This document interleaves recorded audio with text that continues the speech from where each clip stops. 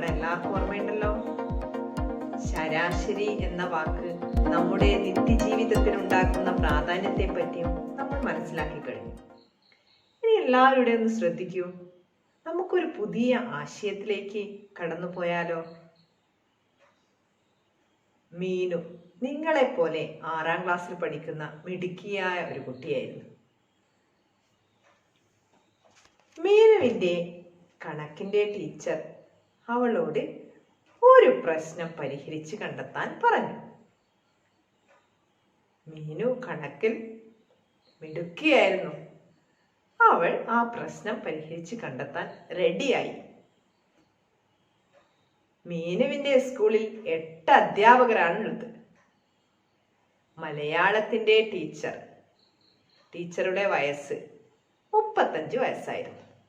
Teacher വേറൊരു സ്കൂളിലേക്ക് സ്ഥലം മാറിപ്പോവുകയായിരുന്നു. ടീച്ചർ സ്കൂളിൽ നിന്ന് സ്ഥലം മാറിപ്പോയി. പകരം പുതിയ ഒരു ടീച്ചർ അവിടത്തേക്ക് വന്നു. അപ്പോൾ അധ്യാപകരുടെ ശരാശരി വയസ്സ് 2 കൂടി. അങ്ങനെയെങ്കിൽ പുതിയ അധ്യാപികയുടെ വയസ്സ് എത്രയായിരിക്കും? ഇതാണ് ടീച്ചർ മീനുവിനോട് കണ്ടെത്താൻ പറഞ്ഞ പ്രശ്നം. മീനു അതിനുള്ള മറുപടിയായി എന്താണ് പറഞ്ഞതെന്ന് നമുക്ക് നോക്കിയാലോ. മീനു ശരാശരി കണ്ടെത്താനുള്ള സൂത്രവാക്യം ടീച്ചറോട് പറഞ്ഞു കൊടുത്തു. എന്തായിരുന്നു കുട്ടികളെ? ശരാശരി എങ്ങനെ കണ്ടെത്താം? അതെ, ശരാശരി കാണാൻ ആകെ തുകയെ എണ്ണം കൊണ്ട് ഹരിച്ചാൽ മതി, അല്ലേ? ഇതിൽ നിന്നും ആകെ എണ്ണം എങ്ങനെ കണ്ടെത്താം? ആകെ തുകയെ ശരാശരി കൊണ്ട് ഹരിച്ചാൽ ആകെ എണ്ണം കണ്ടെത്താം. പിന്നെ ആകെ തുക എങ്ങനെ കണ്ടെത്താം? ശരാശരിയെ ആകെ എണ്ണം കൊണ്ട് ഗുണിച്ചാൽ എന്ത് കണ്ടെത്താം? ആകെ തുക കണ്ടെത്താം. ഇതെല്ലാം മീനു ടീച്ചറോട് പറഞ്ഞു. ഇവിടെ ഉത്തരം കണ്ടെത്തുമ്പോൾ നമ്മൾ കുറച്ച് കാര്യങ്ങൾ ശ്രദ്ധിക്കേണ്ടതുണ്ട്. എന്തെല്ലാമെന്ന് നോക്കാം. ഇവിടെ ടീച്ചറുടെ എണ്ണം മാത്രമേ തന്നിട്ടുള്ളൂ. ശരാശരിയും തുകയും കണ്ടെത്തേണ്ടതുണ്ട്. പക്ഷേ ഇവിടെ സൂത്രവാക്യം ഉപയോഗിച്ച് അത് കണ്ടെത്താൻ വിഷമമാണ്. ഇതെങ്ങനെ കണ്ടെത്താൻ കഴിയുമെന്ന് മീനു ടീച്ചറോട് ചോദിച്ചു.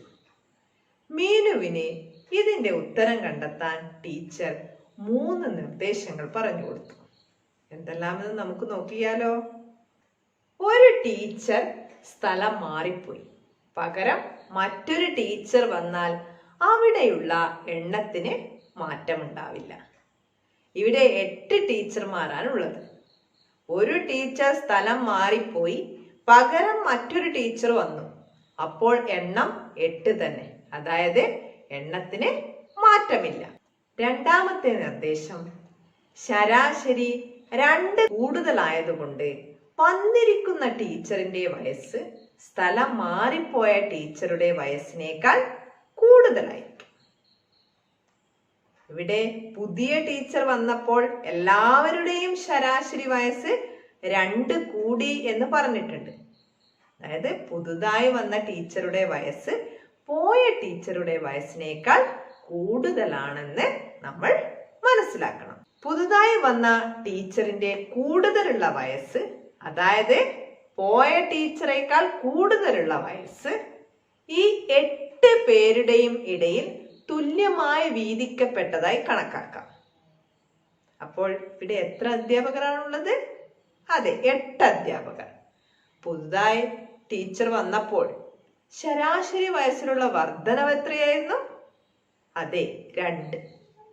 അപ്പോൾ ഒരാളുടെ ശരാശരി വയസ്സ് 2 കൂടിയിട്ടുണ്ടെങ്കിൽ 8 ആളുടെയും ശരാശരി വയസ്സ് എത്ര കൂടിയിട്ടുണ്ടാവും?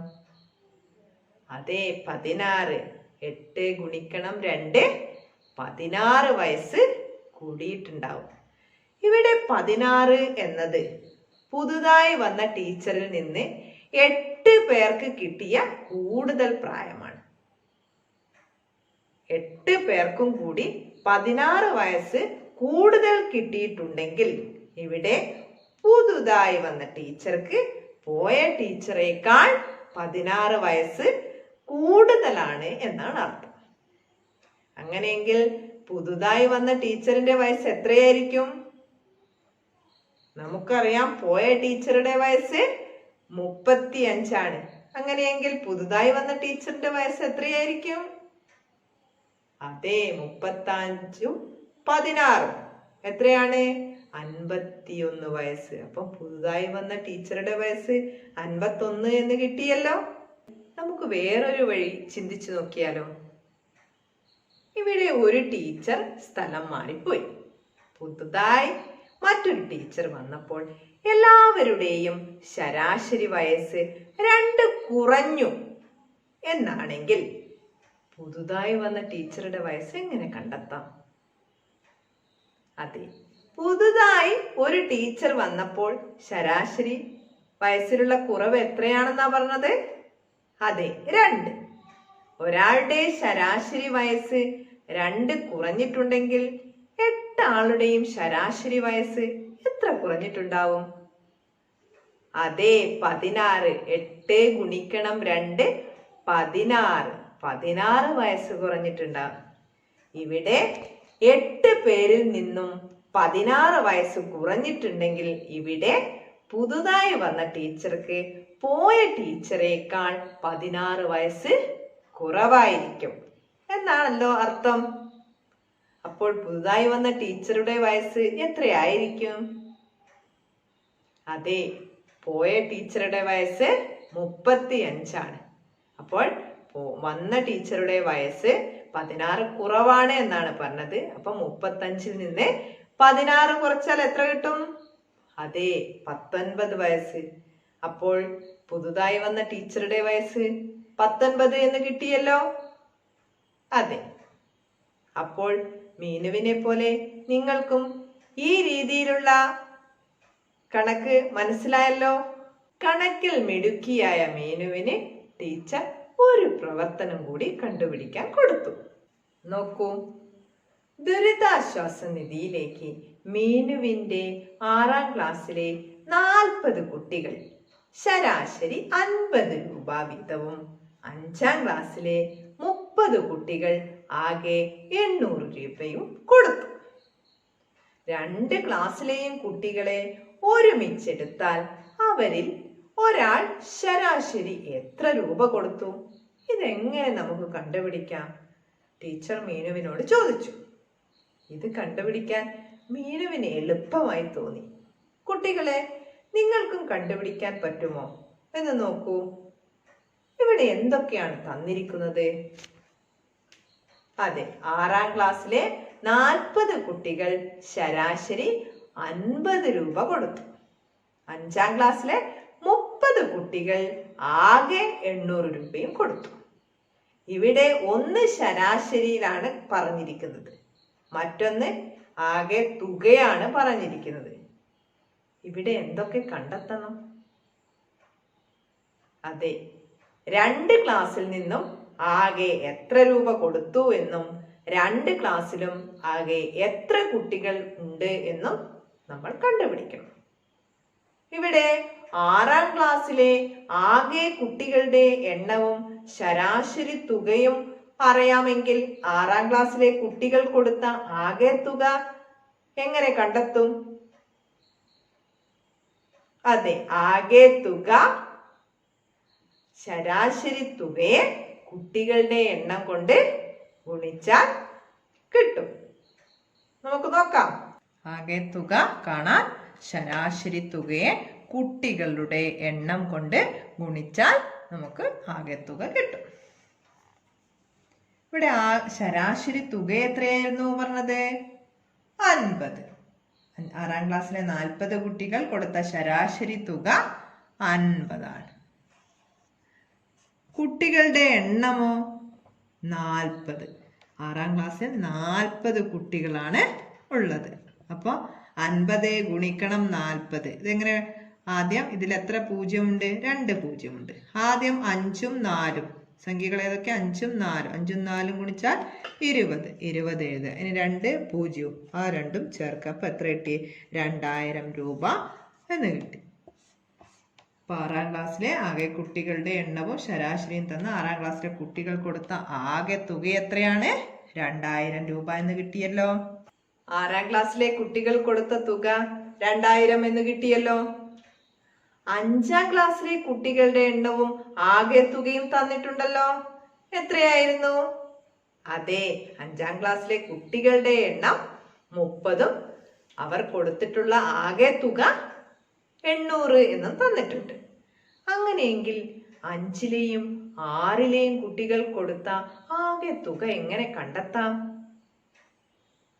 അതെ, 2000 അധികം 800 എത്ര കിട്ടും? 2800. അപ്പോ 2 ക്ലാസ്സിലെയും ആകെ കുട്ടികളുടെ എണ്ണം എത്രയായിരുന്നു? അതെ, 5ാം ക്ലാസ്സിലെ 30 കുട്ടികളും 6ാം ക്ലാസ്സിലെ 40 കുട്ടികളും ചേർന്നാൽ ആകെ 70 കുട്ടികൾ. അപ്പൊ 2 ക്ലാസ്സിലെയും കുട്ടികളുടെ എണ്ണം 70 എന്ന് കിട്ടിയല്ലോ. ഇവിടെ 2 ക്ലാസ്സിലെയും ആകെ തുകയും ആകെ കുട്ടികളുടെ എണ്ണവും കണ്ടെത്തിയല്ലോ. എങ്കിൽ 2 ക്ലാസ്സിലെയും കുട്ടികളെ ഒരുമിച്ചെടുത്താൽ ഒരാൾ കൊടുത്ത ശരാശരി തുക കണ്ടെത്താമല്ലോ. എങ്ങനെ കണ്ടെത്താം? അതെ, ശരാശരി തുക കണ്ടെത്താൻ ആകെ തുകയെ കുട്ടികളുടെ എണ്ണം കൊണ്ട് ഹരിച്ചാൽ മതി. നമുക്ക് നോക്കാം. ഇവിടെ ശരാശരി തുക കാണാൻ ആകെ തുകയെ ആകെ കുട്ടികളുടെ എണ്ണം കൊണ്ട് ഹരിക്കാം. ഇവിടെ നമുക്ക് ആകെ തുക എത്ര കിട്ടി? 2 ക്ലാസ്സിലെയും കൂടെ ആകെ തുക 2800. 2 ക്ലാസ് 6ലും 6ാം ക്ലാസ്സിലും 5ാം ക്ലാസ്സിലും കൂടെ എത്ര കുട്ടികളാണ്? 30 + 40 70 കുട്ടികളാണ് ഉള്ളത്. അപ്പോൾ 2800നെ 70 കൊണ്ട് ഹരിക്കുമ്പോൾ എത്ര കിട്ടും? 2800ൽ എത്ര 70 ആണുള്ളത്? 40. അപ്പം 40 രൂപ എന്ന് കിട്ടി. അപ്പം ശരാശരി 40 രൂപ. അതായത് 2 ക്ലാസ്സിലെയും കുട്ടികളെ ഒരുമിച്ചെടുത്താൽ ഒരാൾ കൊടുത്ത ശരാശരി തുക 40 രൂപ എന്ന് കിട്ടിയല്ലോ. 40 രൂപ എന്ന് എല്ലാവർക്കും കിട്ടിയല്ലോ.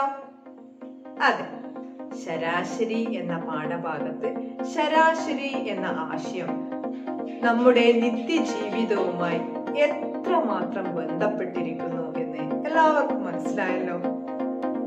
ഇനി നിങ്ങൾ ചെയ്യേണ്ടത് നിങ്ങളുടെ ടെക്സ്റ്റ് ബുക്കിലെ പേജ് നമ്പർ 24-25 പ്രവർത്തനങ്ങൾ ചെയ്ത് എനിക്ക് അയച്ചു തരുമല്ലോ. അപ്പോൾ ഇന്നത്തെ ഗണിത ക്ലാസ് നമുക്കിവിടെ അവസാനിപ്പിച്ചാലോ? അതെ, ഇന്നത്തെ ഗണിത ക്ലാസ് ഇവിടെ അവസാനിപ്പിക്കുന്നു. അടുത്ത ക്ലാസ്സിൽ പുതിയ ആശയങ്ങളുമായി വരുന്നതുവരെ ബൈ.